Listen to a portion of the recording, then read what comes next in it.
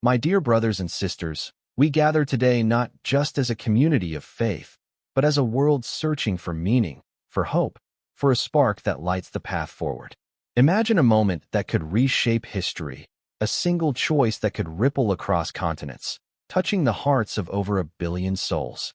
What if the next leader of the Catholic Church, the successor to a 2,000-year legacy, is standing at the edge of destiny right now? Whispers are swirling through the ancient corridors of the Vatican, and one name rises above the rest, a name that carries the weight of humility, the fire of compassion, and the promise of a new era. Could Cardinal Luis Antonio Tagle, the charismatic son of the Philippines, be the man chosen to lead the Church into an uncharted future? Let's step into this story, a tale of faith, humanity, and the quiet power of a single life to change the world. Picture the Vatican, its golden domes gleaming under the Roman sun, a place where time seems to stand still, yet the winds of change are never far away. Every few decades, the world turns its eyes to this tiny city-state, waiting for a puff of white smoke to signal the arrival of a new pope. The pope is no ordinary leader. He is a shepherd for 1.3 billion Catholics, a voice for the voiceless, a bridge between heaven and earth. His words can soothe nations, challenge empires, or inspire a child in a distant village to dream of a better tomorrow. From St. Peter, the fisherman who walked with Jesus, to Pope Francis, the humble Jesuit from Argentina, the papacy has been a thread of continuity in a world that never stops changing. But what does it mean to be pope today, in a time of division, doubt, and digital noise? And why does one man, born in a modest home in Manila, seem to hold the key to the Church's next chapter?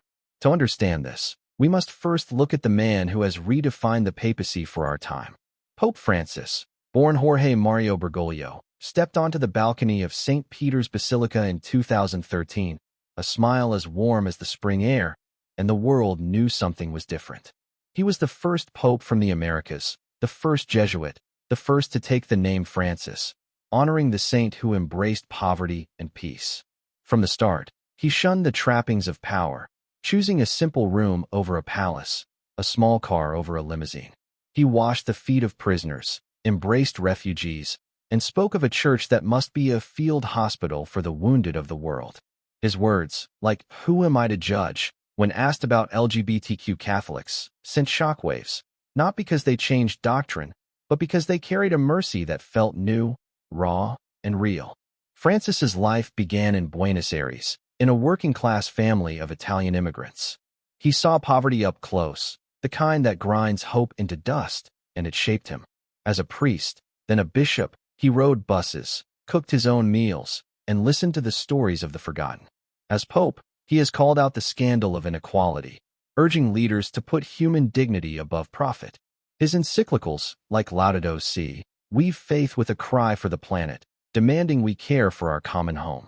He has built bridges with Muslims, Jews, and even atheists, signing a historic declaration of fraternity in Abu Dhabi, proving that love can speak louder than dogma.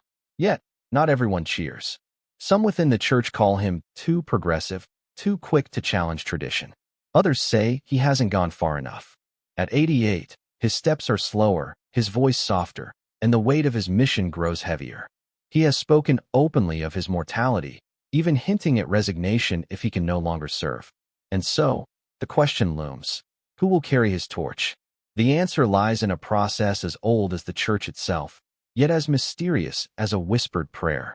When a pope dies or steps down, the seat of St. Peter, the Holy See, falls vacant. The world holds its breath, and the cardinals, those princes of the Church, gather in Rome. Only those under 80 can vote, about 120 men from every corner of the globe, reflecting the Church's universal heart.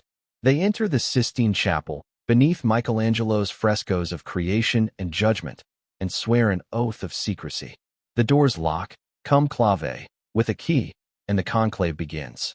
Each cardinal writes a name on a ballot, folding it with care, placing it in a chalice. The votes are counted, and if no one wins 2/3, the ballots are burned with chemicals that send black smoke curling into the sky. The crowd in St. Peter's Square sighs, and the process repeats. But when a name finally emerges, when the spirit moves through those sacred walls, the ballots burn clean, and white smoke rises. A new pope is born. This ritual is more than a vote. It is a dance of faith and discernment, a belief that God's hand guides the choice. The cardinals pray, reflect, and weigh the needs of a church stretched across cultures and crises. They seek a man who can speak to the digital age, heal wounds from scandals, and inspire a generation drifting from faith. In the past, popes were often Italian, their names etched in marble across centuries. But the Church is no longer Europe's alone. Latin America, Africa, Asia, these are the new frontiers of faith, where pews overflow and hope burns bright. The election of Francis, an Argentine, broke the mold. Could the next pope shatter it entirely? Enter Cardinal Luis Antonio Tagle, a man who seems to carry the world's dreams in his smile. Born in 1957 in Manila, he grew up in a family that knew struggle, where love was plentiful but money was not. As a boy, he walked the crowded streets of the Philippines, seeing joy and pain side by side. He became a priest in 1982, his warmth and intellect shining early. He studied in America, earned a doctorate, but never lost the simplicity of his roots. By 2012, Pope Benedict XVI named him a cardinal, recognizing a leader who could touch hearts and minds. Today, as head of Caritas Internationalis, the Church's global charity, Tagle fights for the poor, the displaced, the forgotten. He has led efforts to feed families after typhoons, rebuild lives after wars, and sound the alarm on climate change. His voice is soft, but his resolve is steel. What makes Tagle special is not just what he does, but how he does it. He rides bicycles to meetings, laughs with street vendors, and preaches with stories that make theology feel like a conversation over coffee. His homilies are not lectures. They are invitations to love, to listen, to see God in the eyes of a stranger. Fluent in English, Italian, and Tagalog, he speaks to the world's diversity, a bridge between East and West, rich and poor. In a church often seen as rigid, he is a burst of joy, a reminder that faith can be as simple as a shared meal. He once said, "The church must go to the peripheries, to those who feel invisible." And he lives it, whether visiting refugee camps or comforting survivors of disasters. Tagle's rise comes at a pivotal moment. Asia is the future of Catholicism, with millions embracing the faith in places like India, Vietnam, and the Philippines. Yet, no Asian has ever worn the papal tiara. His election would be a seismic shift, a sign that the Church sees its future in the global South. He embodies the spirit of Francis, humble, pastoral, unafraid to ask hard questions. There are whispers, too, that Francis sees him as his heir. During a 2024 trip to Asia, the Pope met Tagle, their embrace lingering in the humid air of Manila. Some say Francis whispered words of trust, a quiet anointing. "Luis is my choice," he reportedly told a confidant, though the Vatican neither confirms nor denies. Such an endorsement, if true, could sway the Conclave, where loyalty to Francis's vision runs deep. But the path to the papacy is never smooth. Tagle is not alone in the race. Cardinal Pietro Parolin, Italy's master diplomat, moves through the Vatican's halls with quiet authority. His work with China, his steady hand in crises, makes him a safe choice, a return to tradition. Cardinal Mark Owlett, a Canadian scholar, wields influence over bishops worldwide, his mind sharp as a blade. Cardinal Christoph Schonborn, Austria's bridge builder, speaks of faith with a poet's grace, his interfaith work a beacon in a divided world. Each man carries strengths, each a vision. Yet, Tagle's star burns brightest, not because he seeks it, but because his life seems to answer the Church's deepest needs. Imagine the conclave, the cardinals gathered under the Sistine Chapel's soaring ceiling. The air is heavy with prayer, the weight of history pressing down. Names are written, ballots burned, black smoke rising day after day. Then a shift. A name begins to echo, spoken in accents from Lagos to Seoul. Luis Antonio Tagle. The votes climb, hearts align, and the spirit moves. When the final count is read, a hush falls. He is asked, "Do you accept?" His eyes, wet with tears, meet the room. "Yes." He whispers, choosing a name, perhaps John, for the beloved disciple, or Peter, for the rock. The white smoke rises, and the square erupts in cheers. Habemus Papam, the cardinal deacon proclaims.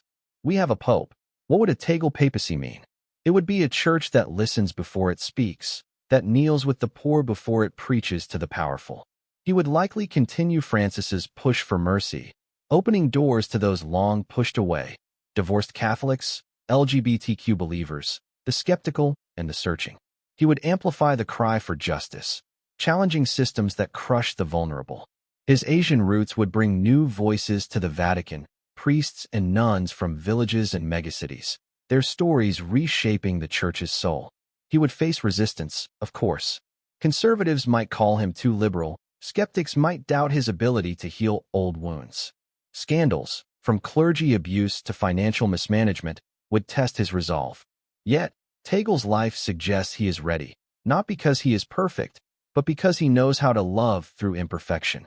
This is not just a story of one man. It is a story of us, of what we hope for when we look to leaders, to faith, to the future. The Catholic Church, for all its flaws, has endured because it carries a message that transcends time, that love is stronger than fear, that hope can outlast despair.